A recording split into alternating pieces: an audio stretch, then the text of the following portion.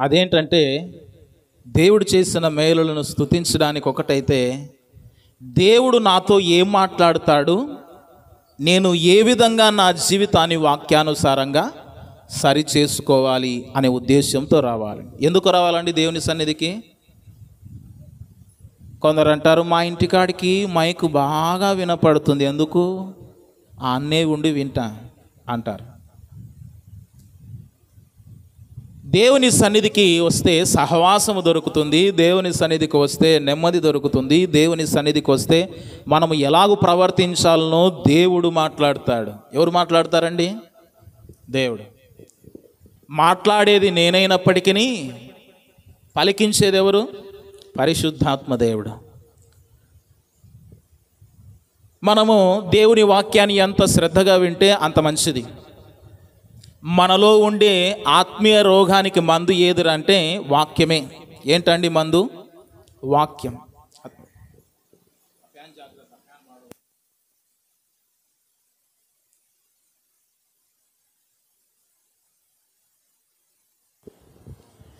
మన ఆత్మీయ రోగానికి మందు ఏమిటి? మందు ఏంటండి? వాక్యం. మనకు ఆత్మీయంగా రోగం వచ్చిందనుకోండి, ఏదైనా వాక్యానుసారంగా బ్రతకలేకపోతున్నాం, చేత కావడం లేదు, అప్పుడు ఏం చేయాలి?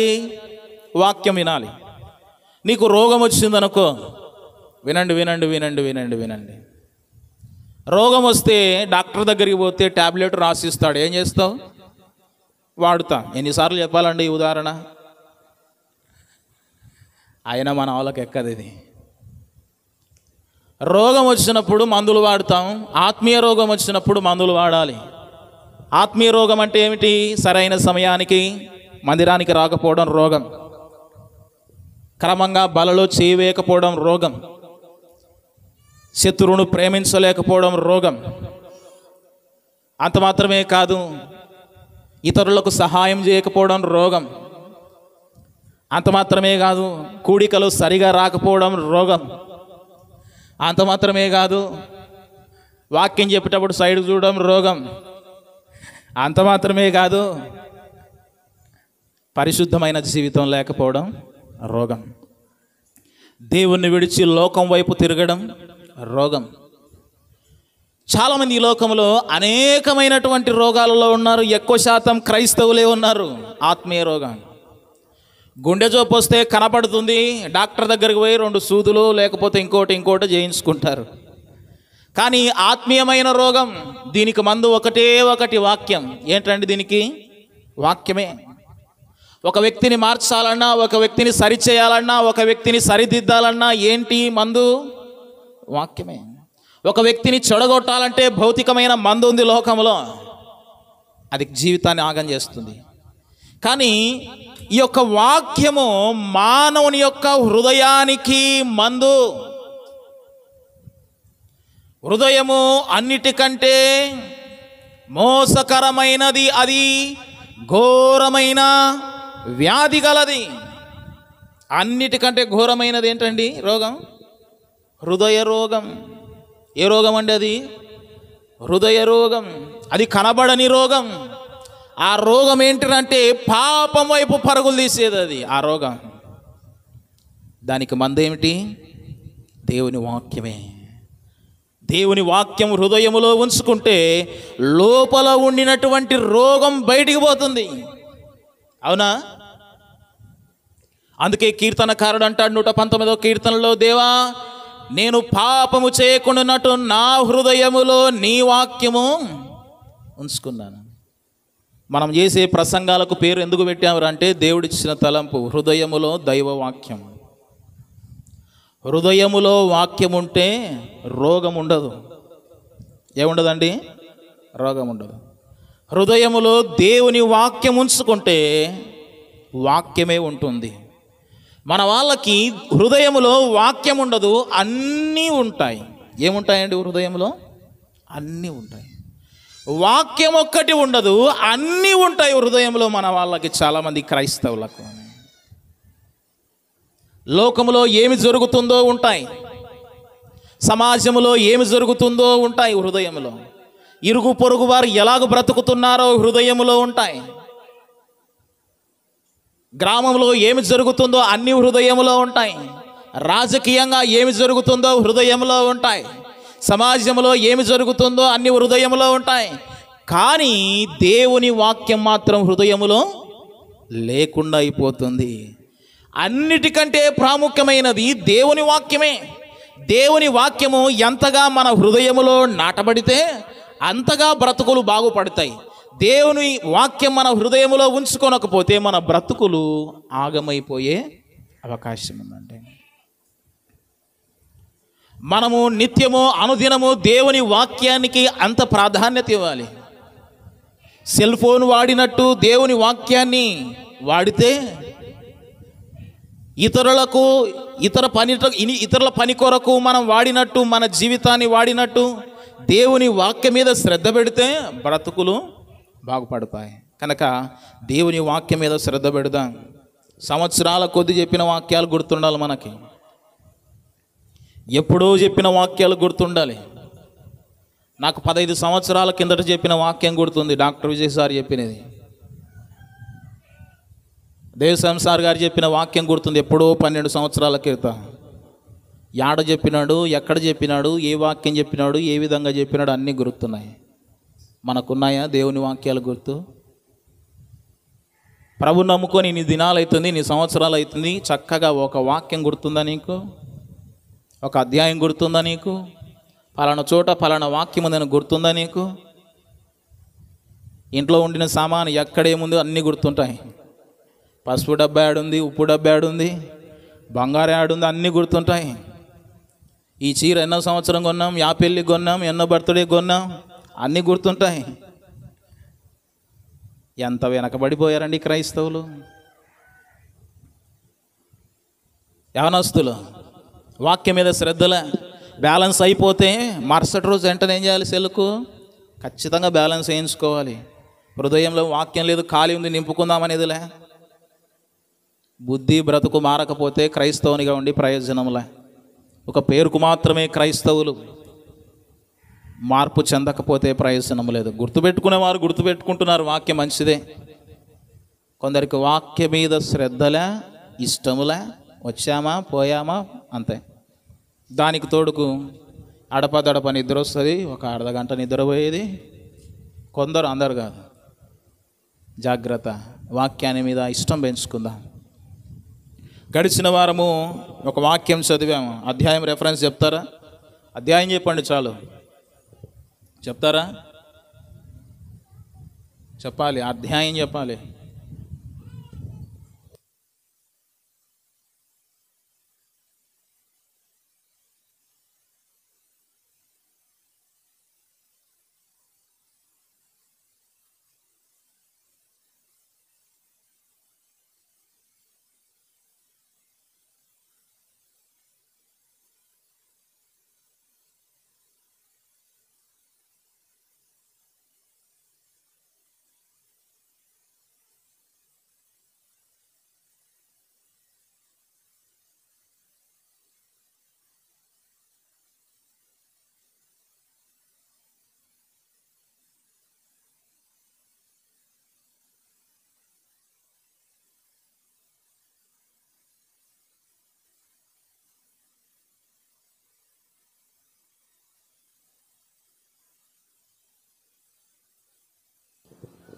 మంచిది. రోమాపత్రిక తీయండి అందరూ, వాక్యాన్ని మనం నేర్చుకుందాం. సరే, ఇక్కడ నుంచి అయినా వాక్యాన్ని నేర్చుకుందాం.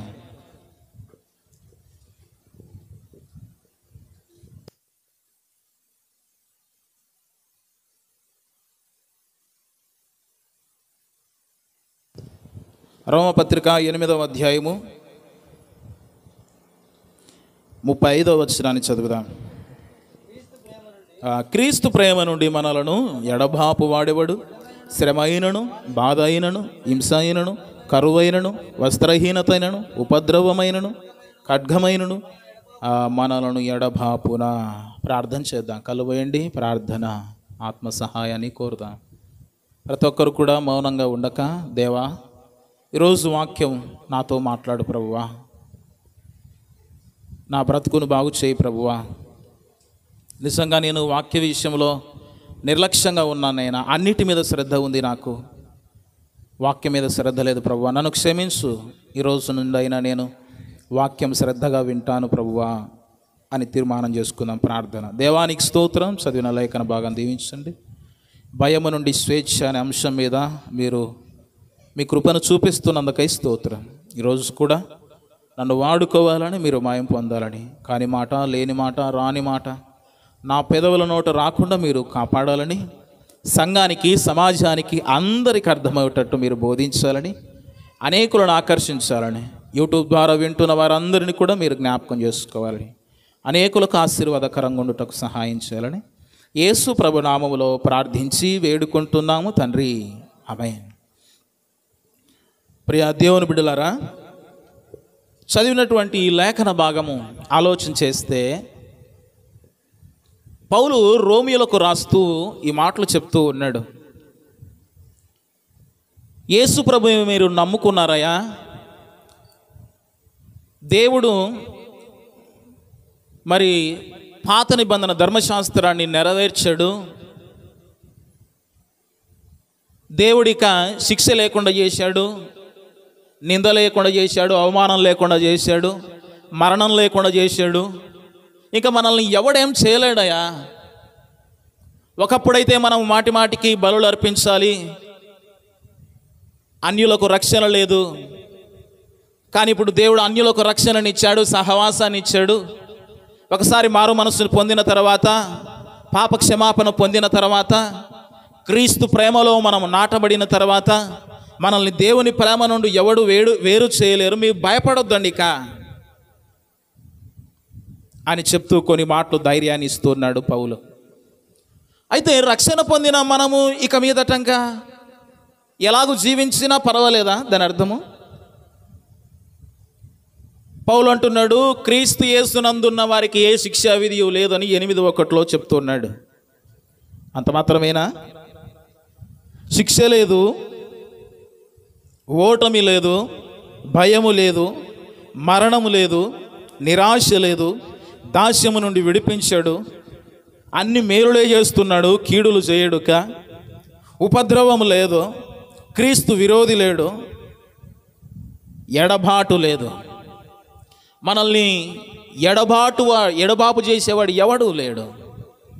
మీరు ఇక భయపడవలసిన పని లేదు.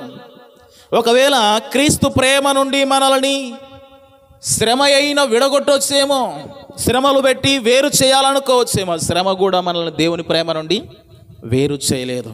ఎందుకంటే శ్రమను అనుభవించిన వారు చాలామంది ఉన్నారు, దేవుని ప్రేమ నుండి వారు వేరు చేయబడలేదు. షద్రక్, మెషక్, అబేద్నెగోలకు ఎంతో శ్రమ వచ్చింది, అయినా దేవుని ప్రేమ నుండి వారు వేరు చేయబడలేదు. దానియేలుకి ఎంతో శ్రమ వచ్చింది, దేవుని ప్రేమ నుండి వేరు చేయబడలేదు. అంత మాత్రమే కాదు ప్రియ దేవుని బిడ్డలారా, బైబిల్ గ్రంథంలో స్టెఫెన్ అనే భక్తుడు ఉన్నాడు.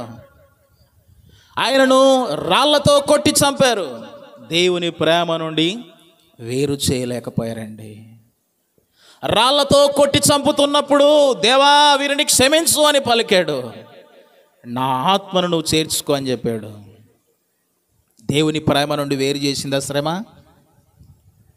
శ్రమ అయినను, హింస అయినను, బాధ అయినను దేవుని ప్రేమ నుండి మనల్ని ఎడబాపువాడు లేడు.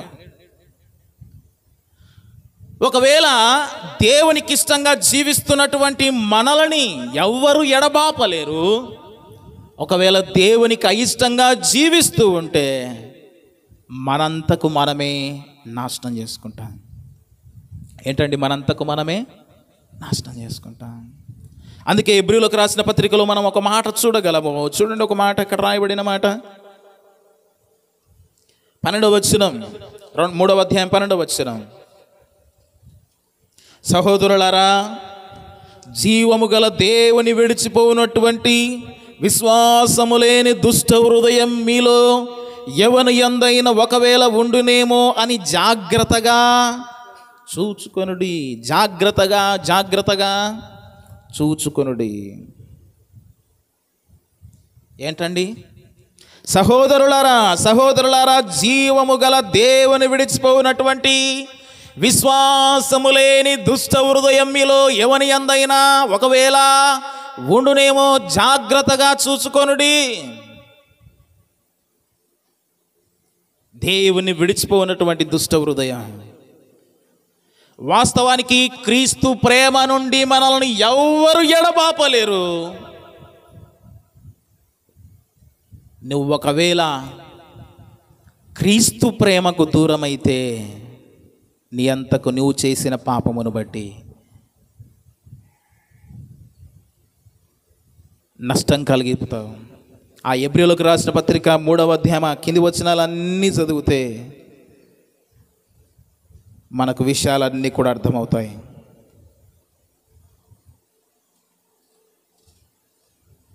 అక్కడ మనం చూసినప్పుడు 18వ వచనం, తన విశ్రాంతిలో అక్కడ చూడండి, క్షమించండి 13వ వచనం చూడండి.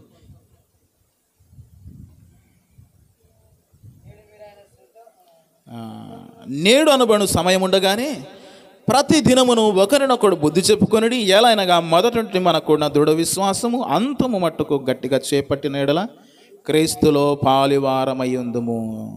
ఈ విశ్వాసము, దృఢ విశ్వాసము అంతం వరకు గట్టిగా చేపడితే ఏంటంటే, అంతం వరకు గట్టిగా చేపడితే క్రీస్తులో పాలివారమై ఉంటాం, లేకపోతే పాలివారమై ఉండలేం.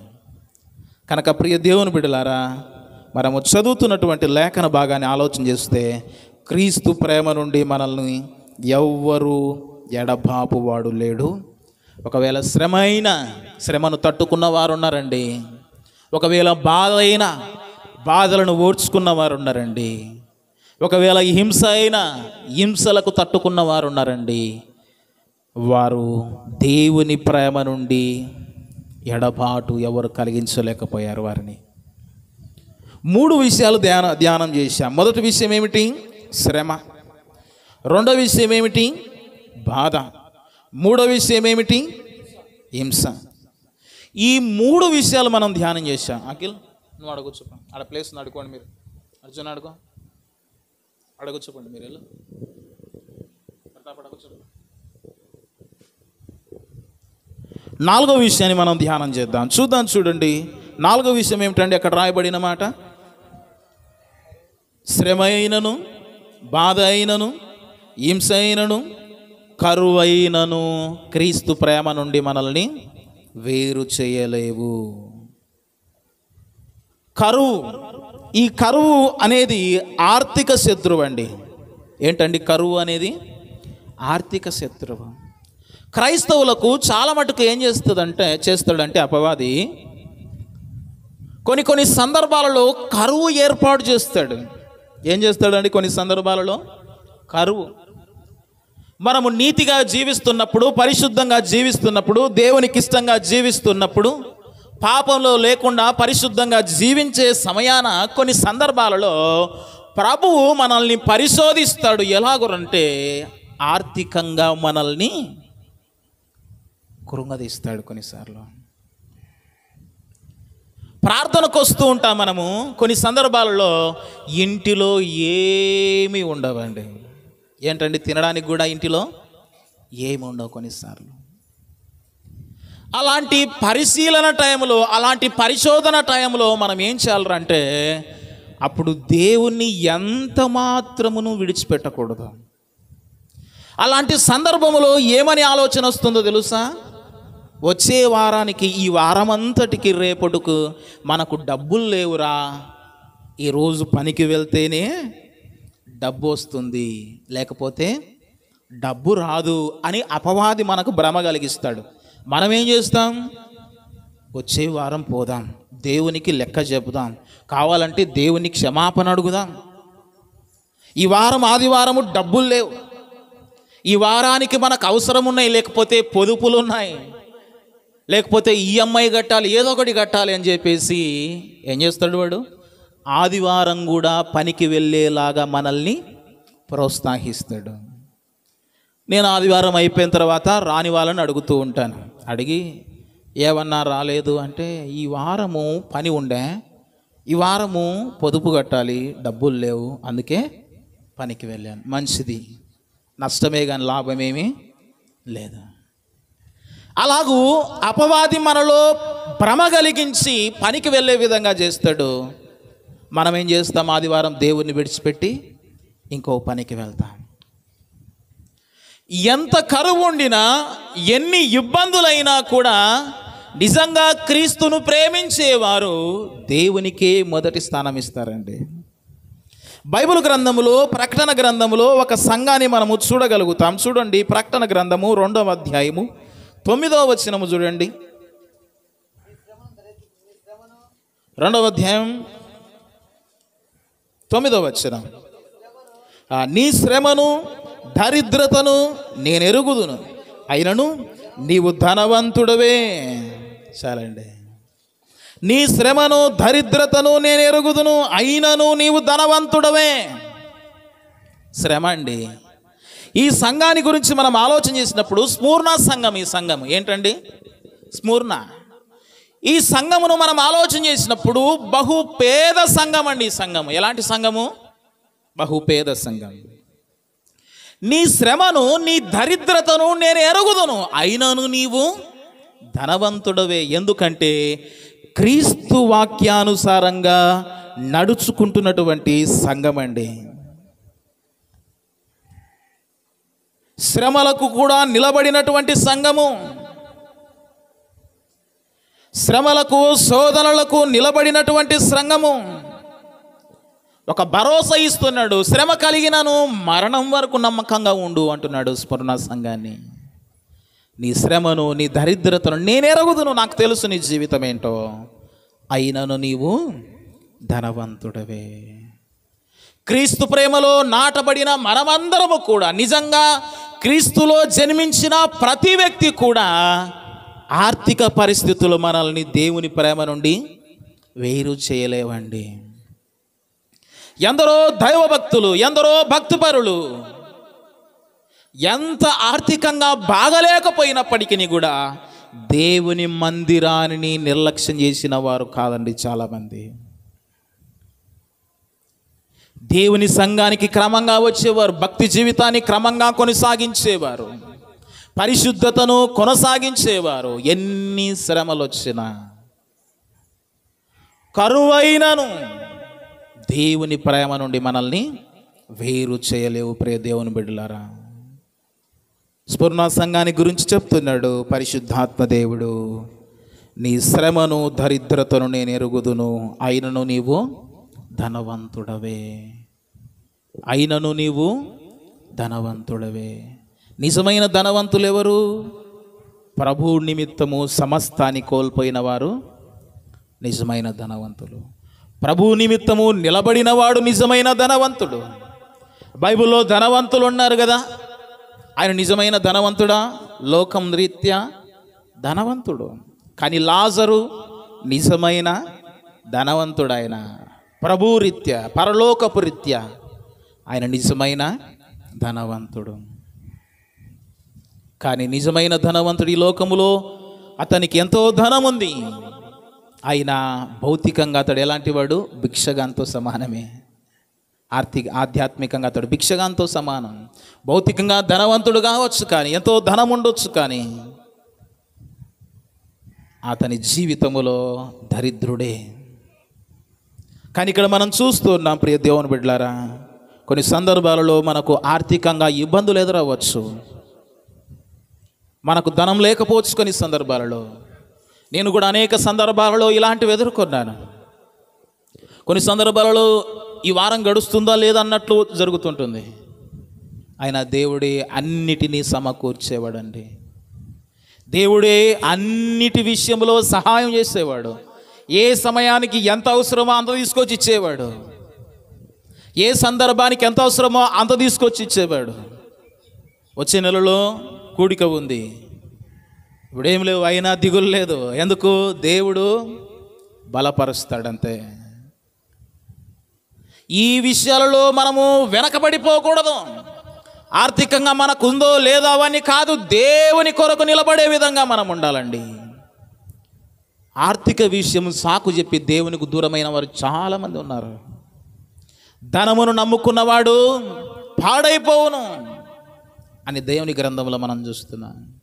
కొందరు దేవుని సన్నిధిని విడిచిపెట్టి ధనము ధనము ధనము ధనము ధనము వారికి ధనమే ప్రాముఖ్యం, ధనమే ప్రాముఖ్యం. ధనము కోసం దేనికైనా బరి తెగిస్తారు. ధనము దేవునికి వ్యతిరేకమని నేను చెప్పడం లేదు, ధనవంతులుగా ఉండొద్దని నేను చెప్పడం లేదు. ధనవంతులుగా ఉంటే దేవునికి స్తోత్రం, మంచిది. మీరు ధనవంతులు అవ్వడం నాకు ఇష్టమే, కానీ ధనమే దేవుడు కాకూడదు. అర్థమవుతున్నాయి నా మాటలు?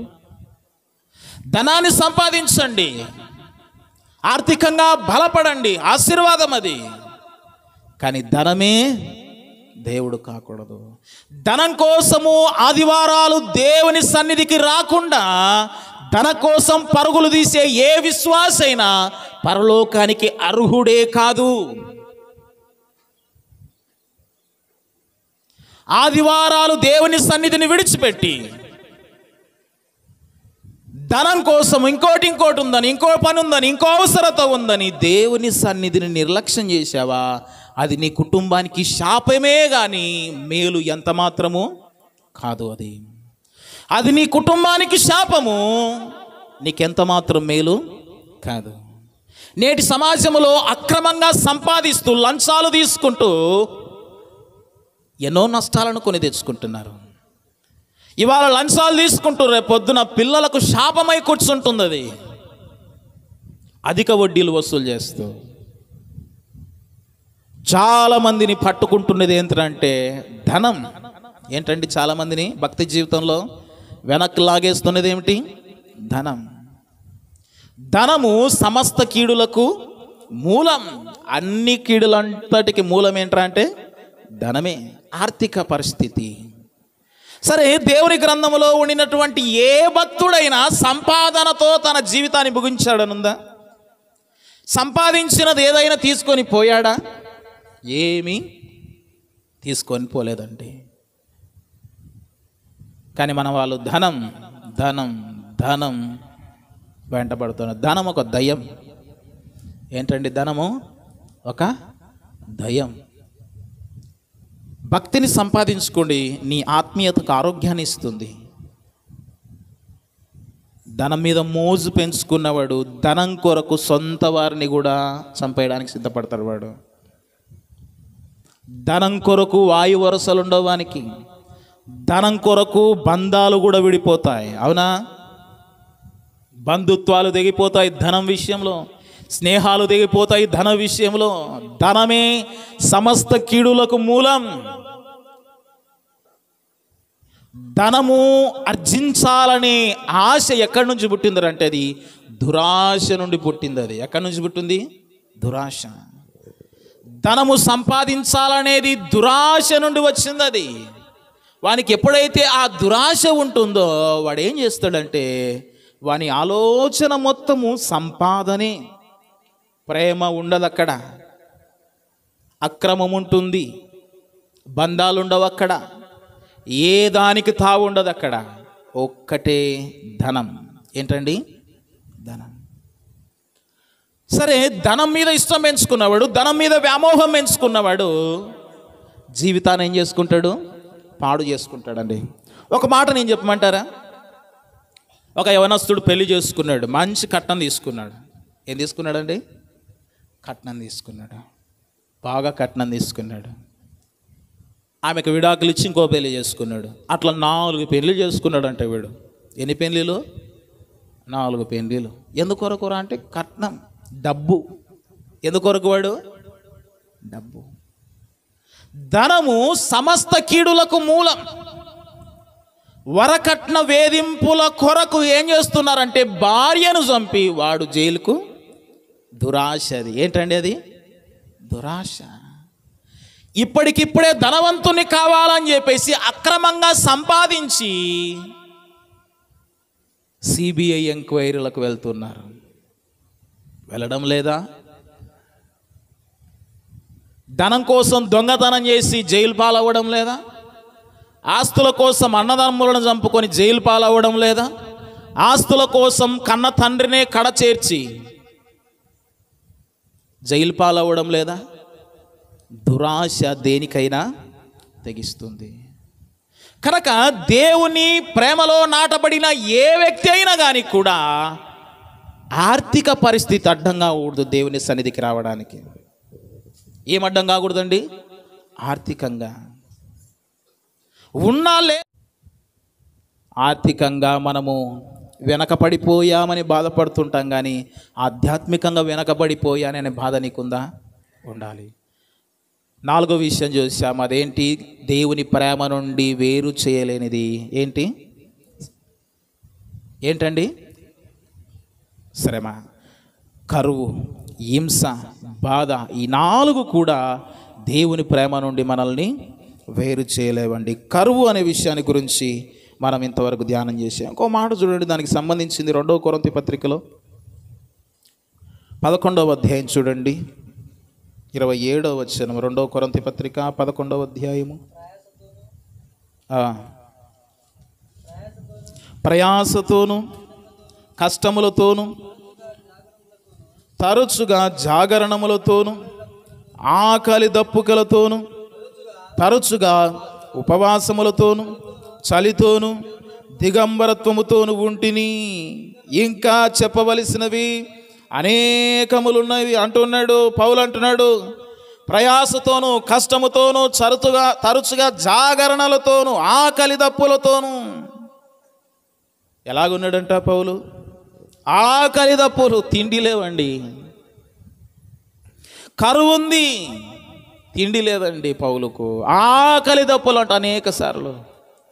దేవుని ప్రేమ కొరకు, దేవుని నిమిత్తము ఎన్నిసార్లు అయినా ఆకలి కొన్నావా?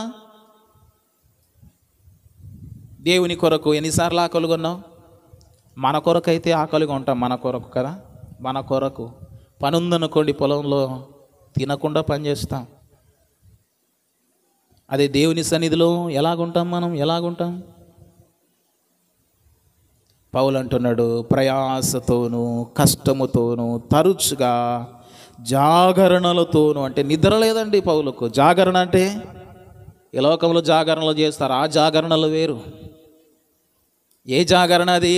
రాత్రంతా జాగరణ, తాగడం, తిరగడం జాగరణ. కానీ పౌలు మాత్రం దేవుని నిమిత్తం జాగరణ చేశాడండి. ప్రయాసతోను కష్టముతోను తరచుగా అనేక సార్లు జాగరణలతోను ఆకలి దప్పులతోను. ఎలాగున్నాడంట? ఆకలి దప్పులండి, తిండి లేకుండా. కరువు. మనకైతే ఏమున్నాయి? అన్నీ. తిండి లేకుండా ఉన్నారు ఎవరైనా చెప్పండి ఇక్కడ కూర్చున్న వారిలో? మేము ఒక పూట తిని ఒక పూట తినము అనేవారు. అందరికి దేవుడు ఏమిచ్చాడు? సమృద్ధిగా ఇచ్చాడండి. దేవునికి స్తోత్రం. దేవునికి స్తోత్రం. నిజంగా అందరికి దేవుడు సమృద్ధిగా ఇచ్చాడు. కానీ పౌలు ఎంత గొప్ప ధనవంతుడండి, ఎంత ఆస్తిపరుడండి. కానీ దేవుని నిమిత్తం ఎలాగున్నాడు? అనేక సార్లు అంట ఉపవాసాలు ఉన్నాడు, ఆకలి దప్పలుగా ఉన్నాడంట, చలితో ఉన్నాడు, దిగంబరత్వంతో ఉన్నాడంట పౌలు. ఇది 4వ విషయం, కరువు. 5వ విషయం చదవండి, రోమపత్రిక. కరువైనను వస్త్రహీనతైనను. ఇది దిగంబరత్వం అనే శత్రువు అండి. వస్త్రహీనత ఏంటండి? దిగంబరత్వం అనే శత్రువు. పౌలు జీవితంలో నిజంగా కొన్ని సందర్భాలలో వస్త్రహీనతతో ఉన్నాడంట పౌలు. 1 కొరింథీ పత్రిక 14:11 చూడండి.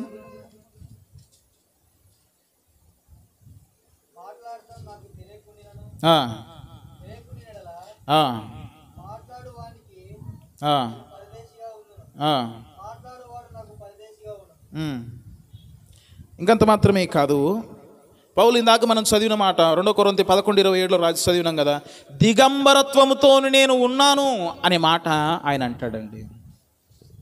వస్త్రహీనత ఎలాంటివండి? వస్త్రహీనత. బైబిల్ గ్రంథంలో మనము ఒక విషయాన్ని చూస్తే, ప్రసంగి గ్రంథము 5:15 చూడండి ఒకసారి.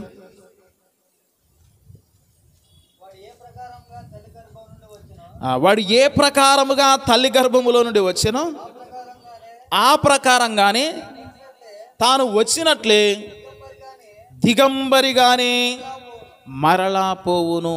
ఈ లోకములో మానవుడు ఆశలలో ప్రధానమైన ఆశ ఏంటంటే వస్త్రాల మీద ఆశ. దేని మీద అండి? వస్త్రాలు.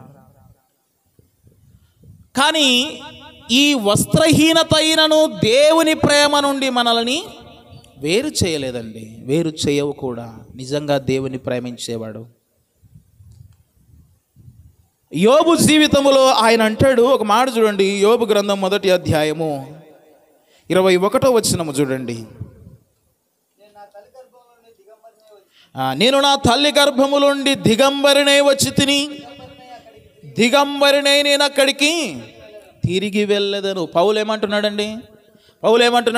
నేను నా తల్లి గర్భములో నుండి దిగంబరిగానే వచ్చాను, దిగంబరిగానే నేను వెళ్తాను, ఏది తీసుకొని పోలేను.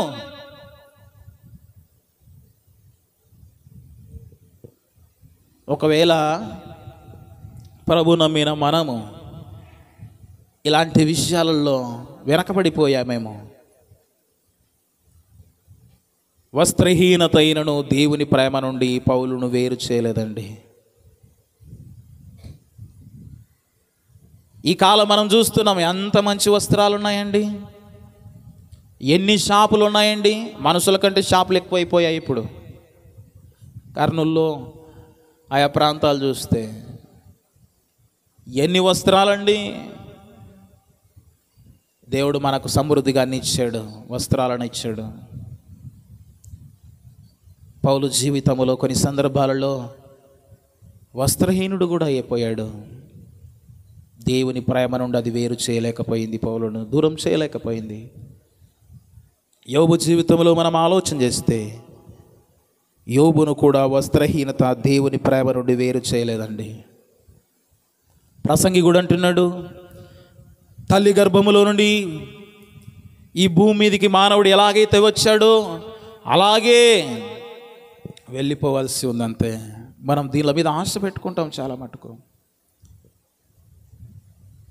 అందుకే ప్రభు అన్నాడు, పిచ్చుకలను చూడండి అయ్యా, పువ్వులను చూడండి అయ్యా, అది ఎంత ముస్తాబవుతుంది. పువ్వు ఒక్కరోజే బ్రతికేద్దాని ఆయుష్, ఒక్క రోజులో దాని అంత అలంకరణ ఎవరికి ఉంటుంది చెప్పండి. 4 లక్షల రకాల పువ్వులు ఉన్నాయి ఈ లోకంలో. ఎన్ని లక్షలండి? 4 లక్షల రకాల పువ్వులు ఉన్నాయి ఈ లోకంలో. రకరకాల పుష్పాలు ఉన్నాయి ఈ లోకంలో. అది బ్రతికేది కొంచెం కాలమైన ఎంతగా దేవుడు దానిని అలంకరించాడు. మరి వాటికంటే శ్రేష్ఠులం మనము, మనకెంత దేవుడు అలంకరణ ఇవ్వాలి. మన వాళ్ళు ఏమి తిందుమో ఏమి ధరించుకుందుమో అని చెప్పేసి ఈ లోకములు అనుకుంటారు. దిగంబరిగానే వచ్చాము, దిగంబరిగానే పోతాం. కొందరు బట్టలకు పెట్టి భ్రష్టులు అయిపోతుంటారు. కట్టినది ఇంకోసారి కట్టారు బట్టలు కొందరు, పురుషులైనా స్త్రీలైనా. ఎంత వ్యామోహమో వాటి మీద, వస్త్రాల మీద, అలంకరణ. డిగ్నిటీగా మంచిగా తొడుక్కోవడంలో తప్పు లేదు. కొందరు వాటికే జీవితం అర్పించేస్తారు, మొత్తం ఉన్న ఆస్తి మొత్తం దానికైపు కొట్టేస్తారు. వచ్చే నెలకు తినడానికి ఏముండదు, మరుసటి రోజు పెళ్ళినది వాటికి డబ్బులు, బట్టలు కొనుక్కుంటారు. ఆ వారం గడుస్తుందో లేదో, కుటుంబంలో ఉందో లేదో సంబంధం కాదు, వస్త్రాలు తెలుసుకోవాల్సిందే. ఈ భూలోకంలో జీవిస్తున్న నీవు నేను క్రీస్తు ప్రేమ నుండి మనం లేవడేం చేయలేడు, వేరు చేయలేడు. వస్త్రహీనత అయినా ఈ లోకంలో మనం దిగంబరిగానే వచ్చాం, దిగంబరిగానే పోతాం. అందుకే ఓ భక్తుడు పాట కూడా పాడినాడు, దిగంబరిగానే వచ్చావు నీవు, దిగంబరిగానే పోతావు, మన్నైన నీవు మన్నైపోతావు ఏదో ఒక దినమందునా. దిగంబరిగానే వచ్చావు నీవు, దిగంబరిగానే పోతావు, మన్నైన నీవు మన్నైపోతావు ఏదో ఒక దినమందునా. దేవుడిచ్చిన ఆత్మ దేవుని యొద్దకు చేరు, నీకంటూ ఏముందిలే. దేవుడిచ్చిన ఆత్మ దేవుని యొద్దకు చేరు, నీకంటూ ఏముందిలే, నీకంటూ ఏముందిలే. మార్పు చెందవా, నీవు మార్పు చెందవా, నీ బ్రతుకును మార్చుకోవా, నీ మనసును మార్చుకోవా.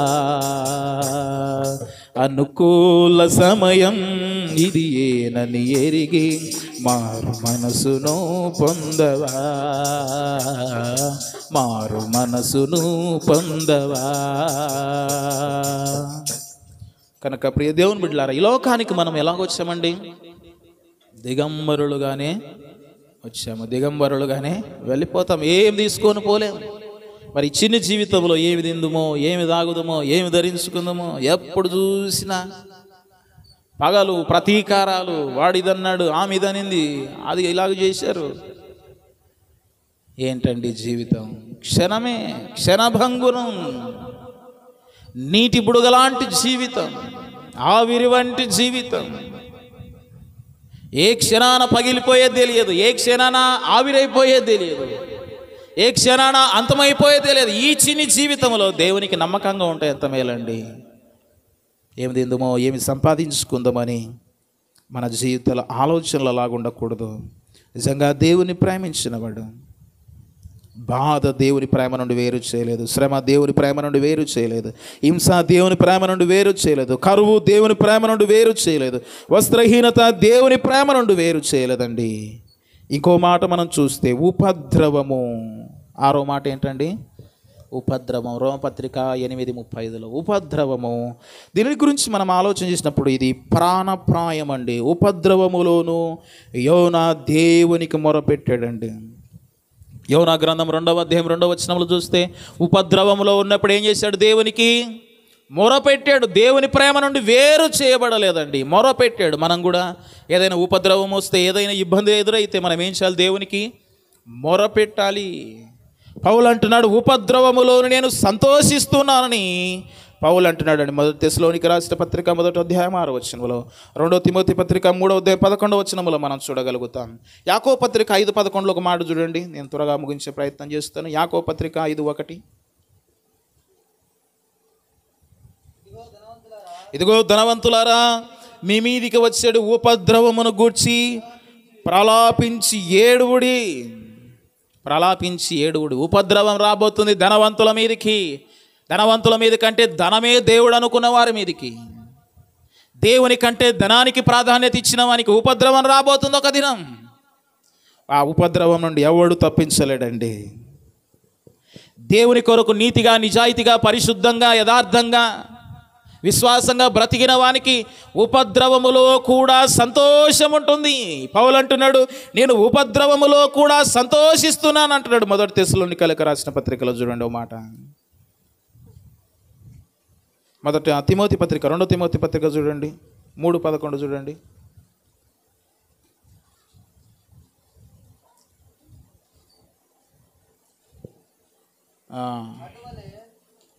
అంతికోయ, ఇకోనియా, లుస్త్రాను పట్టణములలో నాకు కలిగినటువంటి హింసలను, ఉపద్రవములను తెలుసుకున్నవాడే నన్ను వెంబడించితివి. పౌలును వెంబడించాడండి తిమోతిని ఉపద్రవములలో కూడా. అదే తెస్సలోనికీయులకు రాసిన పత్రిక 1వ అధ్యాయం 6వ వచనములో చూస్తే ఆ పౌలు అంటున్నాడు, ఒక గొప్ప మాట అంటున్నాడు చూడండి. 6వ వచనములో, పరిశుద్ధాత్మ వలన కలుగు ఆనందముతో గొప్ప ఉపద్రవమందు మీకు మీరు వాక్యమును అనుసరించి అంగీకరించి మమ్మును ప్రభువును పోలి నడుచుకున్న వారైతిరి. ఉపద్రవమందు, ఈ తెస్సలోనిక సంఘం వారు ఉపద్రవమందు కూడా ఎలాగున్నారంట? దేవుని వాక్యాన్ని అంగీకరించి వెంబడిస్తున్నారండి ఉపద్రవాలలో. అంటే ఒకసారి వినండి ఇక్కడ ఒక మాట. ఈ కష్టాలు, హింసలు, బాధలు, ఉపద్రవాలు, వస్త్రహీనత, కరువు, ఇవన్నీ విశ్వాస జీవితంలో ఎన్నో వస్తుంటాయి. కానీ అంతం వరకు మనం పోరాడుతూ విశ్వాస జీవితంలో ఎలాగుండాలి? ముందుకు సాగుతూ వెళ్ళాలండి. అంతం వరకు ముందుకు సాగాలి. ప్రతి మానవుని జీవితంలో సంభవిస్తుంటాయి. అయితే వీటన్నిటిని మనం ఏం చేయాలి? పోరాడుకుంటూ ముందుకు వెళ్ళాలి. చివరిగా 7వ మాట, ఖడ్గము. ఇది హత్య అనే శత్రువు అండి. ఖడ్గమైనను దేవుని ప్రేమ నుండి మనల్ని వేరు చేయలేదు. అపోస్తల కార్యములు 12:1 చూడండి. ఆ ఆదిమ సంఘాన్ని ఎలాగూ హింసించారో చూడండి. 12:1. దాదాపు అదే కాలమందు రాజు అయిన హేరోదు సంఘపు వారిలో కొందరిని బాధ పెట్టుటకు బలత్కారముగా పట్టుకొని ఖడ్గము చేత వారిని చంపాలనుకున్నారండి.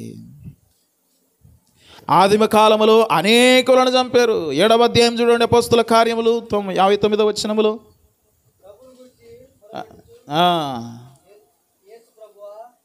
ఎవరండి? ఫిలిప్ అంటున్నాడండి, నా ఆత్మను చేర్చుకోనమని. స్టెఫెను, క్షమించండి. ఇవి కూడా క్రీస్తు ప్రేమ నుండి మనల్ని వేరు చేయలేవండి. ఖడ్గమైనను, కరువైనను, హింస అయినను, ఉపద్రవమైనను, వస్త్రహీనత అయినను, బాధ అయినను, శ్రమ అయినను, ఏడుపైనను ఎన్నైనా జరగని దేవునిలో మనకు ముందుకు వెళ్తుండాలి. అలాగే ఎప్పుడైతే వెళ్తామో పరలోకములో మన కొరకు ఏం దాచబడి ఉంది? మన కొరకు ఆ స్థలాలు సిద్ధపరచబడ్డాయి. మన కొరకు ఎన్నో కిరీటాలు ఉన్నాయండి. ఆ పరలోక పట్టణములో ఎంతో నెమ్మది ఉంటుంది, సమాధానం ఉంటుంది. ఎంత సుందరము ఆ పరలోకము, అంతా సువర్ణమే ఏమి చిత్రము. ఎంత సుందరము ఆ పరలోకము, అంతా సువర్ణమే ఏమి చిత్రము. చేరాలనుకుంటే ఆ పట్టణము, చేరాలనుకుంటే ఆ పట్టణము, యేసయ్యాకివ్వాలి నీ హృదయము, యేసయ్యాకివ్వాలి నీ హృదయము. ఎంత సుందరము ఆ పరలోకము, అంతా సువర్ణమే ఏమి చిత్రము. ఎంత సుందరము ఆ పరలోకము, అంతా సువర్ణమే ఏమి చిత్రము. కాంతినిచ్చుటకు సూర్యుడు అవసరమే లేదు, వెన్నెలిచ్చుటకు చంద్రుడు అవసరమే లేదు.